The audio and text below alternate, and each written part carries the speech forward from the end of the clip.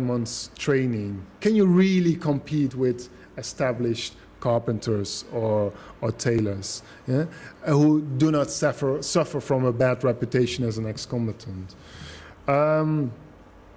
Why were, in so few cases, agricultural packages offered in the first place? Yeah? Well, there is some. I don't think I have much time to dwell on that, but I will still discuss that later on.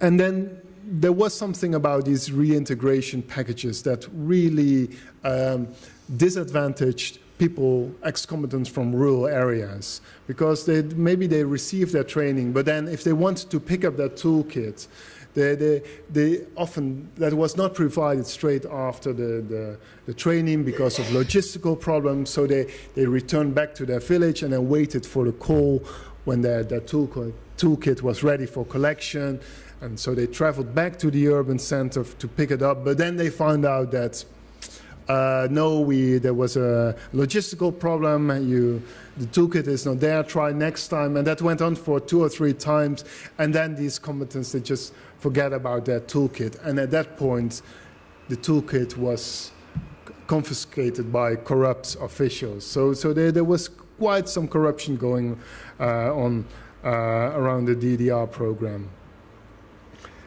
Well, are ex-combatants not interested in farming? I think that's often what you hear, because, well, they've traveled around, they've carried a gun, have been to urban areas, they have had their hands on loot. So, yeah, how can they be interested in farming? Well, it's not necessarily that they're not interested in farming. The main issue often is that farming equals living in small villages, and then they become very vulnerable to the exploitation of these elders through customary law, through community labor, which often the kind of labor that the community is called upon often benefits the more established people in the community rather than the whole community. So what you saw after DDR is, well, I came upon groups of youths that they all got their training in carpentry or in these vocational training, and nobody of the group of 75 ex-combatants, nobody was able to make a living out of their new trade. Yeah? So they all slipped back into farming, but then, of course, without a toolkit or without any training, or they did go back to the mining areas where they provided cheap labor, which in return benefited the elites of the country, which often had. Dentro de la perspectiva dominante de que todas las mujeres, en el caso de DDR, son víctimas de la guerra, etc. Y por lo tanto eso define, queda en oscuridad, digamos, definía el apoyo que podían recibir después de una guerra.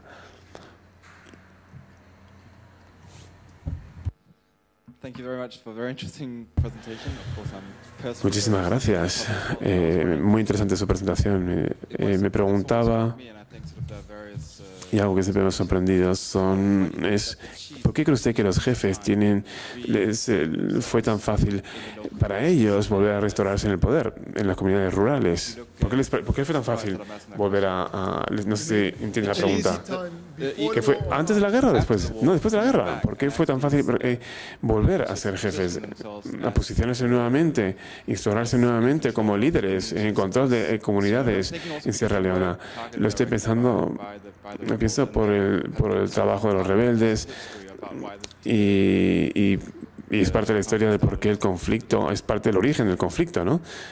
De por qué se inició el origen. Ese fue el origen del conflicto. Bueno, no creo que fue extremadamente fácil para ellos, pero sí hubo una serie de escenarios cuando los jefes todavía podían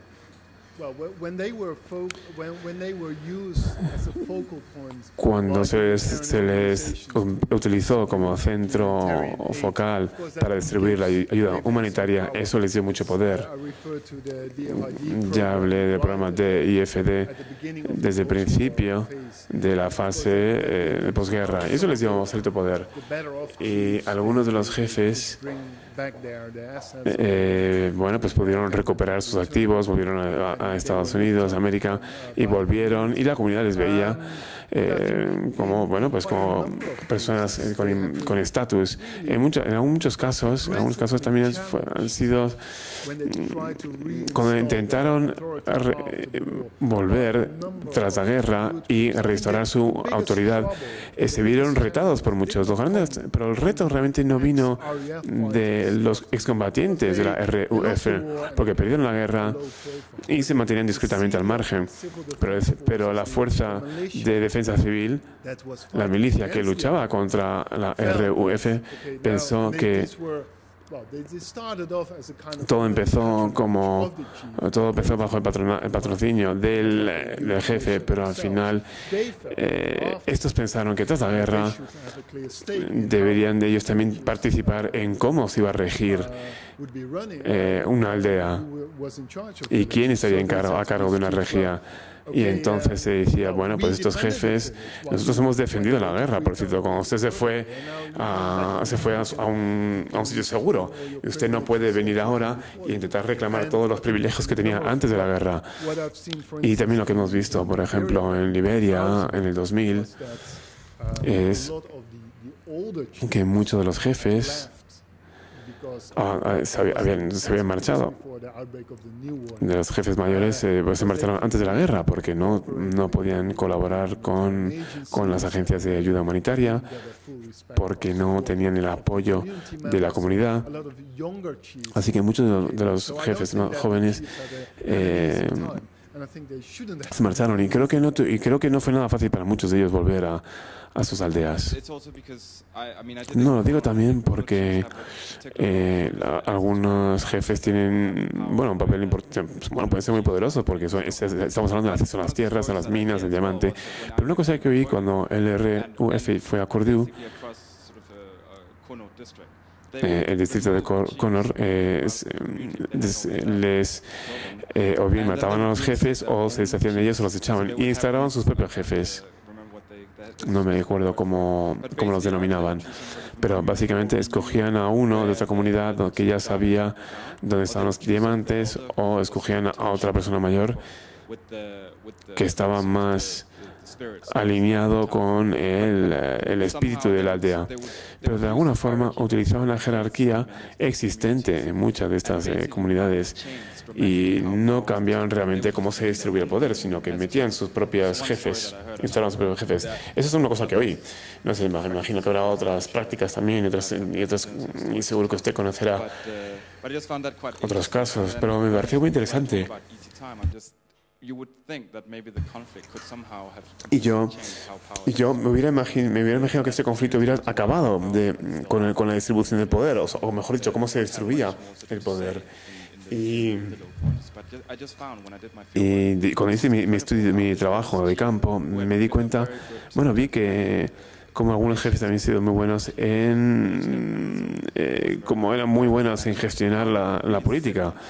Es decir, cómo pueden controlar todos los diamantes y estar todo el resto del día muy frustrado con este jefe, no corrupto, pero que no distribuyas los bienes y no poder hacer nada al cambio. Pues sí, eso puede ser una semilla para problemas en el futuro. Podemos cuestionar la revolución que planteaba la RUF en primer lugar. Está claro que si hubieran tenido una agenda revolucionaria, al final no ganaron la guerra, así que tampoco pueden introducir esa agenda. Yo creo que durante la guerra, las ideas que tenían, yo me crucé con una serie de comunidades que se beneficiaron de educación gratuita y atención sanitaria gratuita, que era parte de la agenda de la RUF, pero durante la guerra gran parte de los recursos de la RUF se centraban eran para la lucha, era para la guerra. Tras la revolución o esa guerra es cuando uno realmente puede plantearse la introducción de cambios de calado y los cambios no eran muy radicales. Yo creo que de hecho echaron a algunos de esos jefes y confiscaron sus tierras y crearon ese tipo de comunidad, pero utilizaron parte de la autoridad que ostentaban para representar la RUF. Así que me preocupa. Esto todo vuelve esto nos lleva al origen de todo el problema. ¿Quién controla las tierras? ¿Quién controla los recursos? Y sobre todo las minas, los diamantes. Y si por supuesto tienes acceso a estos diamantes, pues tienes un recurso importante. I was going to follow up on the same question.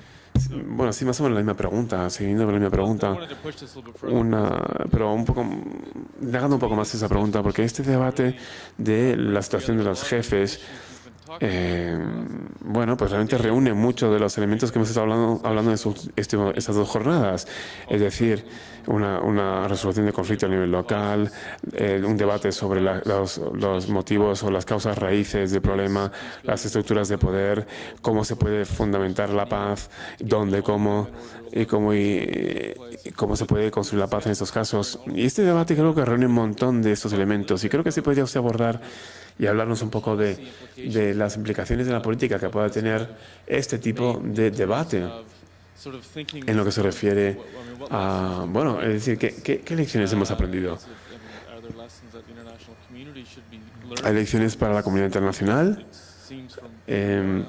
Porque a partir de su análisis parece que las causas o las raíces de los problemas, de la causa raíz del conflicto sigue presente. Y entonces, yo creo que esto es un punto, al final ha sido una lucha por poder de suma cero. Al final es quién controla los recursos, quién controla el poder y al final es muy difícil de resolver y de llegar a una solución acordada. No sé si usted podría hablarnos de esto un poquito más, porque creo que es un buen ejemplo de muchos de los problemas, bueno, respecto a algunos de los problemas que estamos hablando, de los que hemos abordado en estas últimas 2 jornadas. Bueno, como soy académico y no legislador, pues bueno, es muy difícil definir una política. Pero una de las grandes lecciones es esta panacea y esa idea de reconstrucción basada en la comunidad. Esto hay que tener mucho cuidado con este planteamiento. Este ejemplo de Sierra Leona es bueno. Hay que tener mucho cuidado cuando se empieza a hablar de reconstrucción impulsada por la comunidad.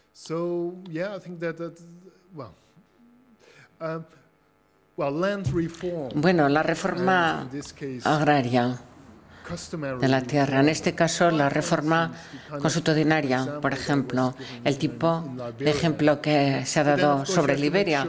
Pero luego, por supuesto, hay que asegurarse de que también tiene importancia en zonas donde está menos presente la legislación nacional, la reforma de las instituciones tradicionales. Creo que también esto debería ponerse sobre la mesa.